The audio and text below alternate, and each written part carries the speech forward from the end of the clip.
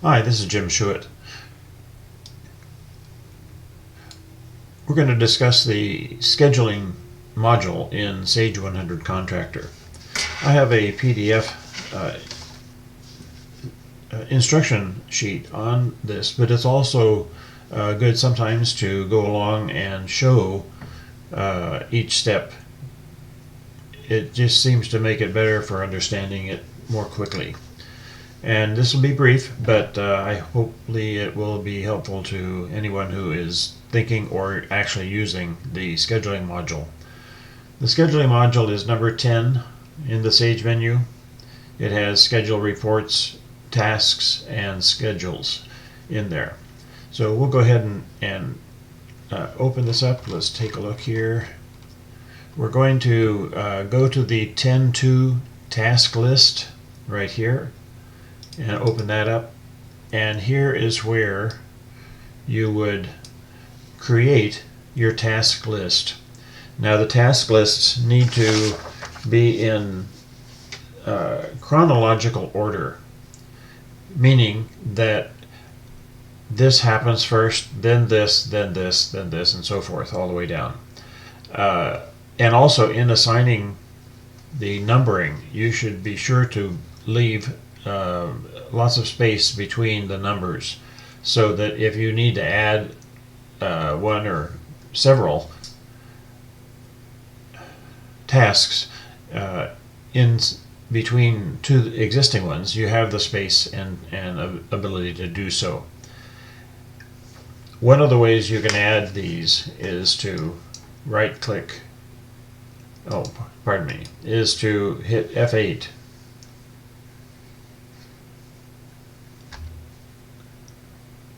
and that will open up the list of tasks, and you can click on those, and you can see that right here.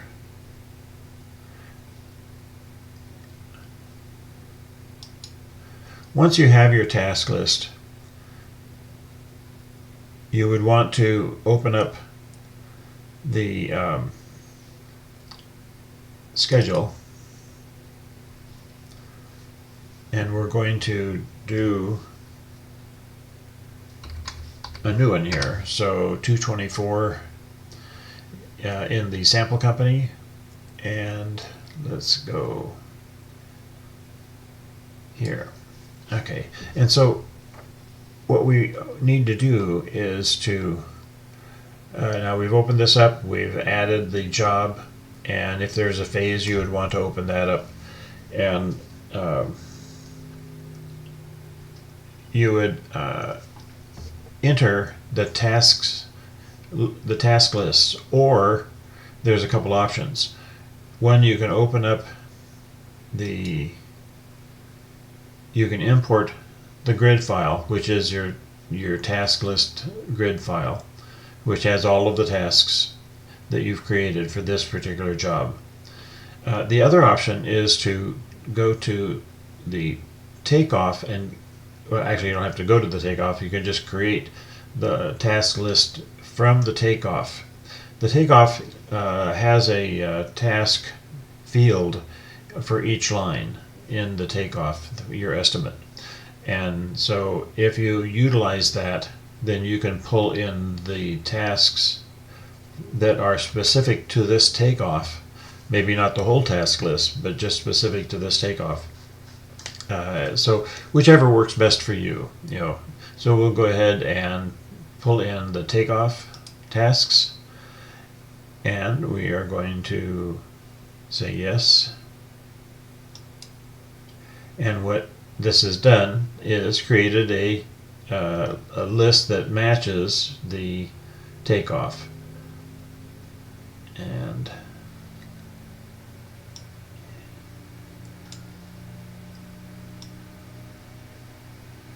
there, okay. Next, we are going to do a little housekeeping here. If you type F2 or hit F2 like this, it brings up a calendar, and you have the option to right click on any of the dates, like this one here. We'll do on the 20th, and you can see we've right clicked once, and it turns that date off as one of the operational dates for the task. Another right click and it'll put it back on. This is not for the Saturdays and Sundays, just for the work days, the weekdays.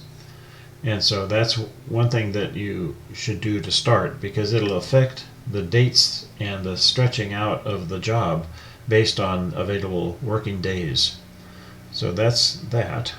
And the other part here is down here, here's where you do the Saturdays and Sundays. Yeah, so if Saturdays and Sundays are not off, here's your days across the top, and it uses every day if these are not checked. So if I check these, it skips those Saturday, Sunday days for work scheduling. Okay, let's go to predecessors. Now let's take a look at just the grid here. Now the grid is this, which has the dates or will and all the fields that need to have some input sometimes. And the grid Gantt is a combination of that grid and the Gantt chart itself. So right now we're going to go back to the grid and take a look at predecessors. Actually, we're going to take a look here. I'll click in the second one, and I'm going to go down and click on the predecessor button. And now for 2000, which is task number 2000, which shows up here, this is the field, and its predecessor is shown here. One other thing before we get this that I should have mentioned. You'll need to go up to options, and at the very beginning click default start finish. What that does is and I'll open this up with the Gantt chart. What that does is it automatically sets everything to start after the last one is finished. So this one doesn't start until this one is finished. If each one has a duration of 1 day, that's why the squares are the blue squares are square instead of rectangular. It's just 1 day. If you didn't do default start finish at the beginning, you would have to manually go in and do each one of these start finish. Now, all of them aren't going to be start finish, or probably not, but what happens is if you have to make something not exactly start finish in the relationship, then you can just change the ones that are different, and you don't have to go through and just create something for each one that can so easily be done just by doing options and default start finish. Okay, so now let's go back to predecessors, and the predecessor for the one you're in, the task number that you're in, this is the task number you're in. So this is predecessors semicolon, so we're talking about this number. The predecessor for that is the task that goes before that, the one that precedes the one that we're in. And so you can see here that the predecessor for 2000 shows up as being number 500 because it's the one directly before. So the predecessor of 2000 is 500. The predecessor of 9500 is 9200. 9500, the one before it, is 9200. So it's a start finish In other words, you start the new one after the prior one has finished. And we'll get into what other options there are with that. And so we have the next column here, start finish. That's what this is. Now, let's say this is, let me go down, oh, we are down there, so that's good. So if I click here, and I want to do something different, let's go to the next slide here. And so start finish, start start, finish start, and finish finish. What that means is the task you're in now starts after the one before it is finished. That's number one. If you put a number 2 in here, you'll go to start start. What that says is, and here's the description, the one you're in starts at the same time as the one prior.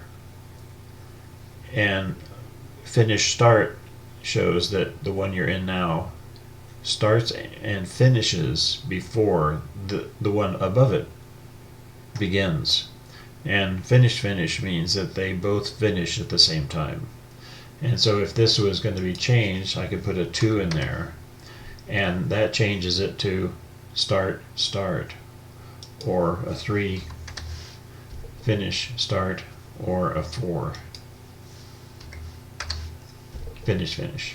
But I'll go back to 1 because that's what it was set at.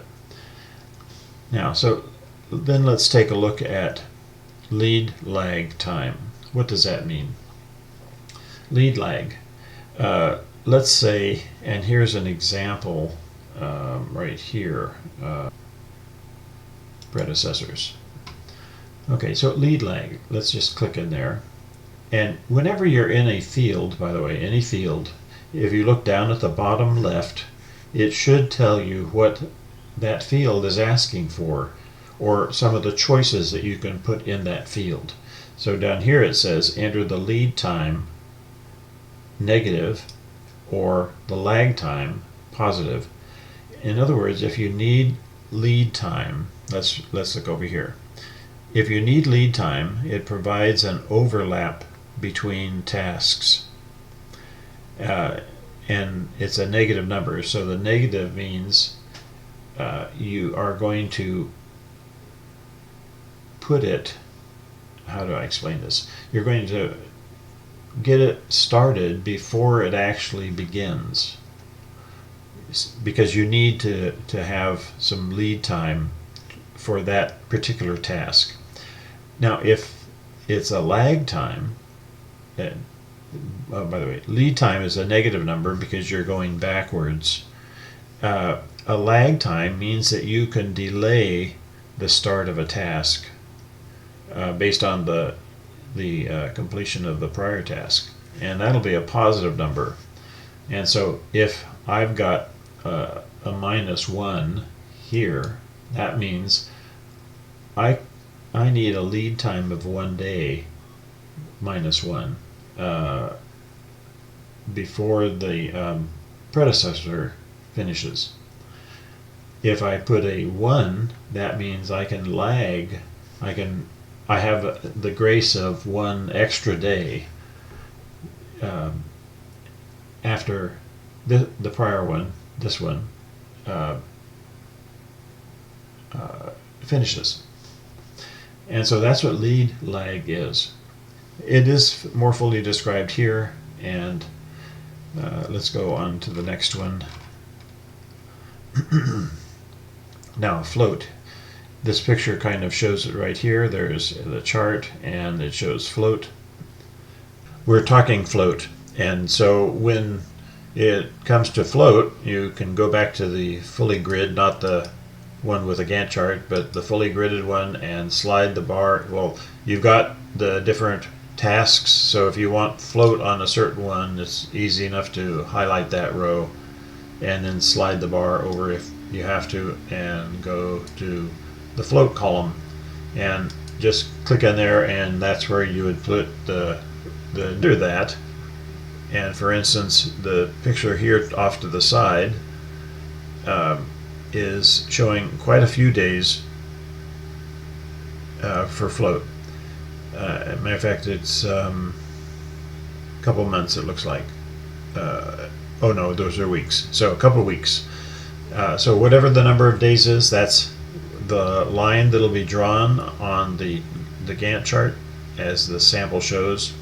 And that tells you that you, if necessary, you have that extra float time or leader lag, float time, not leader lag, float time, so that it would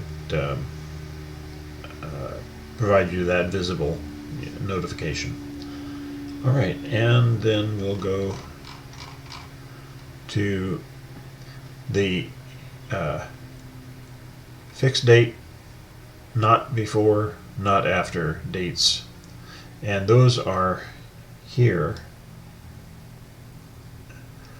And what they mean is if you have a date that a particular task, let's do this here. And I'm just double clicking these so they tighten up. Okay, so if you have a date that this task cannot be done before, then you would put that date in here, and it would affect anything during this flow of dates. If this one during the normal flow starts sooner than the date here, this is the date that'll be put in here, and then the rest will flow from there. And not after is similar. You know, if you have something that this has to be done by a certain date, you can put that date in here, and it'll affect the flow of the entire chart from that time forward. And so that's what not before and not after is. If you have a fixed date, like the start date, that's a fixed start date. But if you have a fixed date for an item, like the inspector's coming, and he set a date that he's coming, okay, you can put that date in here as a fixed date for the inspector's task on the list here. So that's what those are. A late start and late finish is described also, just another variation.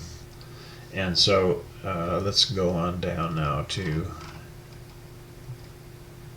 the next thing. This is just a sample schedule, so I'm going to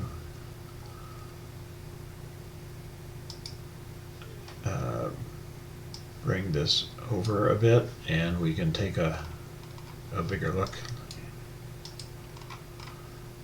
Okay, let's see here. Okay,